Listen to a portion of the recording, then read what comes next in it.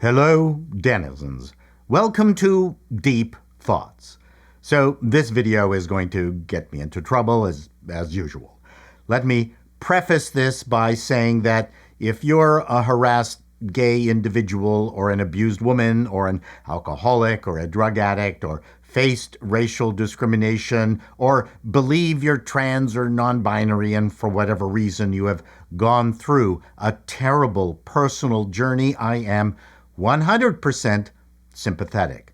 But from an entertainment perspective, your stories are boring. They might be uplifting to you, but we've seen them 100 times already on TV, film, and in books. And worse, it's the same arc. Abuse, addiction, isolation, hitting rock bottom, insert miracle, recovery, redemption. Of course, there are variations, but it is pretty much the same each time. And even worse, it's not like back in the 50s when society was in flux with genuine prejudice, misunderstanding, and fear. Now it's about feelings and microaggression. We went from shows like Will and Grace, where gay characters were just gay because they were obviously gay, to shows where people are weeping about their LGBTQ plus preferences, and plots where the characters are endlessly talking about how stunning and brave they are, and writers believing these are the greatest stories of our time, up there with In the Heat of the Night. And here's the issue. No one cares, except you and your tiny posse of sycophants. Not only are your stories boring, but these stunning and brave moments are meaningless nonsense when it comes to the great dramas of the past.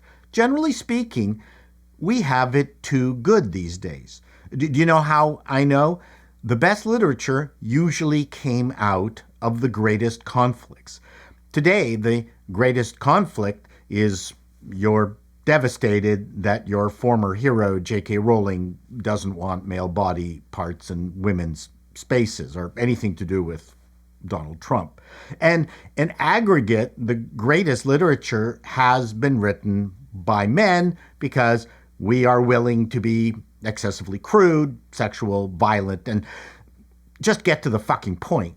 Women authors are swamping the bestsellers lists these days, but have you heard of any of them? Is there a Philip Roth in the bunch? Steinbeck, King, Salinger, Heller? Instead, we have Sarah J. Maas, Colleen Hoover, Frida McFadden, Emily Henry, Kristen Hanna, Abby Jimenez. And it's not like they don't sell millions of books. They do to other women exactly like themselves. I'm sure they are fine.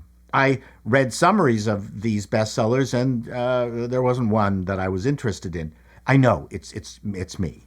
Women are dominating the authorship and sales charts, but is there a zen in the art of motorcycle maintenance amongst them? How about Gravity's Rainbow, Cryptonomicon, Portnoy's Complaint, Naked Lunch? I'm not sure any of the female-managed publishing companies would even consider, something like Kerouac's On the Road today. But truth be told, I'm not seeing much in the way of classics from us dudes either. Here's a quick scroll through of Time's 100 must-reads for 2024.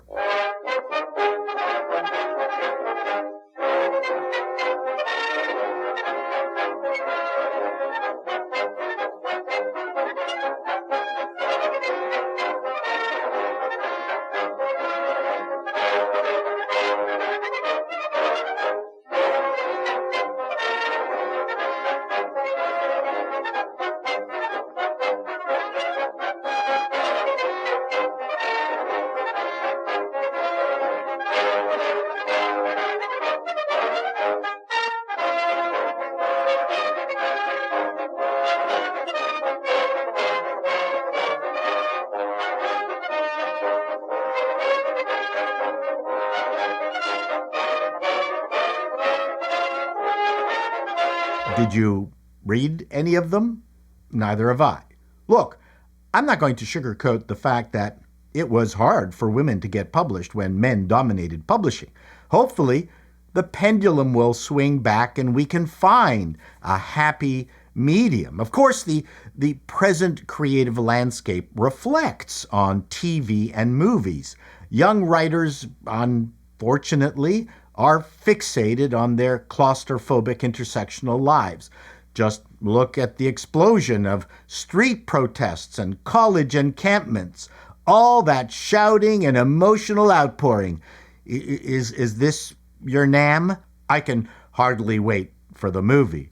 For all you scriptwriters who believe your personal story is something we need to hear about, please don't, unless it's better than Days of Wine and Roses or Clean and Sober or Who's Afraid of Virginia Woolf or When Harry Met Sally. Oh, I'm sure it's going to be great because you're trans and because there is nothing more heroic than standing up to the TERFs and getting breast implants. And we don't care.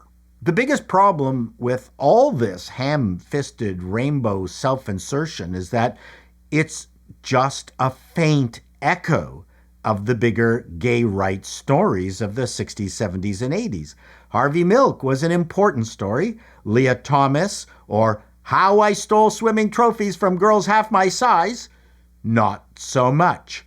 AIDS affected so many people we love. I have friends who died of AIDS. The unhappy life of non-binary is not your Norma Ray moment.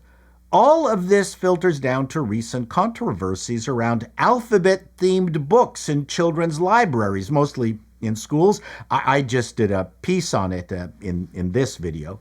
And weirdly, kids' books suddenly all need to have some health component, whether it's sex or body parts from mild to practically pornographic. This is the stunning and brave stuff written by sexually ambiguous authors we're celebrating with septum rings and mandatory sleeve tattoos. But I hate to tell you this, it's fucking boring. Is any of this slop better than Horton Hears a Who, The Lorax, Cat in the Hat, anything by Robert Munch, William Joyce, Roald Dahl? How about Magic School Bus, Blue's Clues, Chicka Chicka Boom Boom, Where the Wild Things Are, Winnie the Pooh, Aunt Ippy?